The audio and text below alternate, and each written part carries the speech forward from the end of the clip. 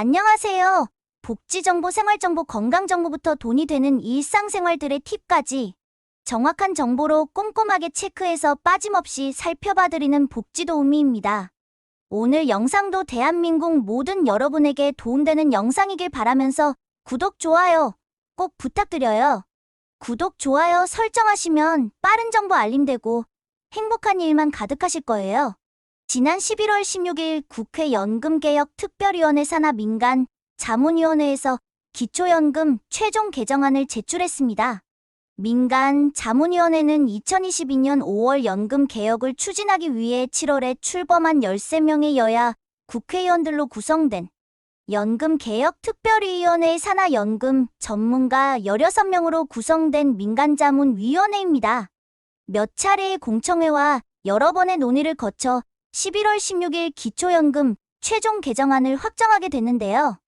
연금개혁을 위한 활동기한은 2023년 4월까지였지만 별다른 성과 없이 시간이 흘러 6개월이 연장되고 11월 16일 비로소 기초연금 최종 개정안을 국회 연금개혁특별위원회에 제출하게 됐습니다. 많은 국민들의 기대와 관심을 갖고 있던 연금개혁의 공청회에서의 많은 논의가 오갔던 내용들과는 다르게 어르신들의 앞날이 걱정되는 충격적인 개정안들을 제출해 큰 관심을 받고 있는데요. 최종 개정안에는 크게 두 가지로 나뉘는 내용이 담겨져 있었습니다. 첫 번째로는 현행 기초연금 소득 하위 70% 지급을 장기적으로 50%까지 낮춘다는 내용이 있었는데요. 이것은 2023년도 기초연금 예산 22조 5천억 원 대비 향후 예산 확보에 대한 부담감 때문에 기초연금 수급 대상을 현행 70%에서 50% 줄여나가자는 방안을 제출한 것으로 보여지는데요. 지급 대상에 대한 의견은 여기서 그치지 않고 향후 기초연금의 선정 기준을 현행 소득 인정액 방식이 아닌 기준 중위소득 50% 내외 수준으로 설정하는 최저보장연금 형태로 전환할 것으로 밝혔습니다. 하지만 이럴 경우에 기초연금의 수급 범위가 40%에서 50%까지 축소되기 때문에 안정적인 노후를 보장받는 연금에 대한 불만이 높아질 수밖에 없는데요. 현실적인 노후를 보내기 위해 은퇴 후 다시 일터로 나가는 어르신분들에게는 더더욱 힘들어질 수밖에 없는 선택이기도 합니다. 최종 개정안 두 번째 내용으로는 기초연금을 40만 원까지 인상하고 단기적으로 연금 개혁 시 기초연금 급여 수준을 평균 40만 원 수준으로 인상하되 소득 계층에 따라 차등 지급하는 방안을 검토한다고 밝혔는데요. 장기적으로는 최저보장연금으로 전환하는 경우 최대 기초연금액을 국민연금 가입자의 평균 소득의 15% 내외 수준으로 설정해야 한다는 결론입니다. 또한 논란이 지속되었던 기초연금과 생계급여의 연계감액에서 발생하고 있는 문제점에 대해서는 기초연금이 현행 제도를 유지할 경우 노후 준비가 충분하지 않는 빈곤 노인을 위해 존치해야 한다면서 통합 적용은 실제 적용 과정에서 문제 발생 소지가 있다고 지적하기도 했는데요. 기초연금을 인상에 대응할 경우 현재의 소득 역전 방지, 금액 이상의 감액 수단을 적용할 필요성이 있다고 밝혔습니다. 실제로 작년 기초연금 수급률은 67.4%로 수급 자격이 있는 24만 명은 못 받았다는 통계가 나오기도 했는데요. 기초연금과 연계되는 국민연금에도 대대적인 구조개혁이 이뤄질 것으로 보여집니다.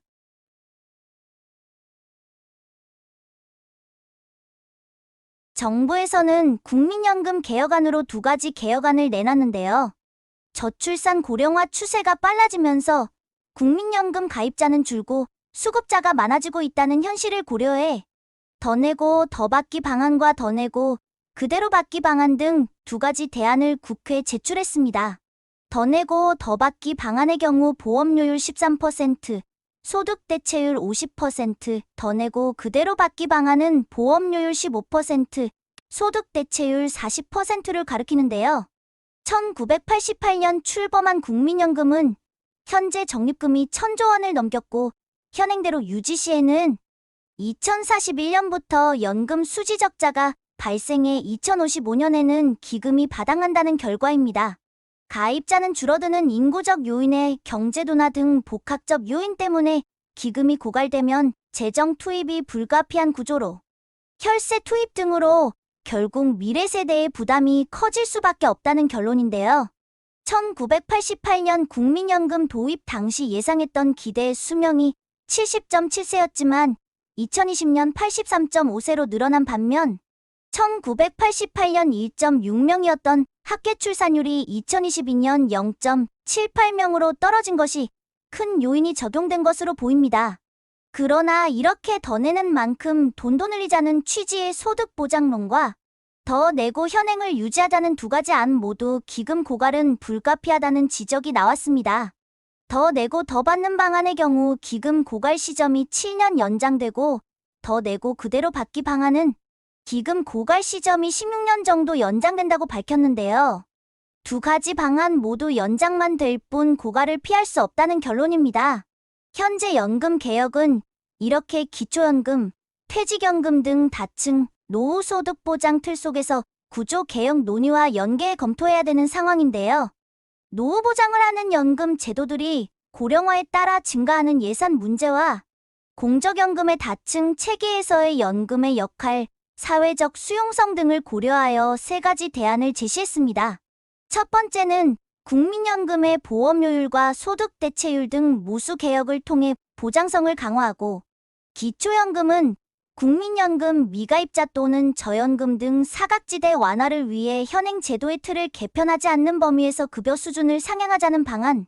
두 번째로는 국민연금을 의무 가입으로 하고 기초연금을 최저소득보장연금으로 개혁해 목표 소득보장 수준 이하의 노령층에 대해 보충적으로 보장하자는 방안. 세 번째로는 국민연금과 기초연금의 성격을 일부 통합하고 기초연금 수급 대상을 소득 하위 70% 아닌 중위소득 기준으로 전환해서 국민연금으로 부족한 계층에게 좀 더 높은 기초연금 응로 지급하자는 방안입니다. 내년 5월까지 활동기한을 연장한 연금투기는 향후 공론화위원회를 구성해 노동자와 경영계, 지역가입자 등과 대국민 대상 의견 수렴을 진행할 예정이라고 하는데요. 지난 1년간의 시간과 돈을 써가며 전문가들이 논의한 결론이 진정한 어르신들을 위한 것이 아니라 내년 총선을 위해 눈치만 보다 급하게 나온 개정안이라는 비난이 쏟아지는 가운데 계속 다른 내용들로 제기되었던 제출 방안들이 갈피를 잡을 수 없는 개정안으로 최종 발표되면서 더 많은 어르신들이 노후를 걱정하게 되었습니다. 오늘도 좋은 정보가 되셨다면 힘이 되는 구독과 좋아요 꼭 부탁드리고요. 유익한 영상이었다면 소중한 분들께 공유 부탁드립니다. 행복한 하루 되세요.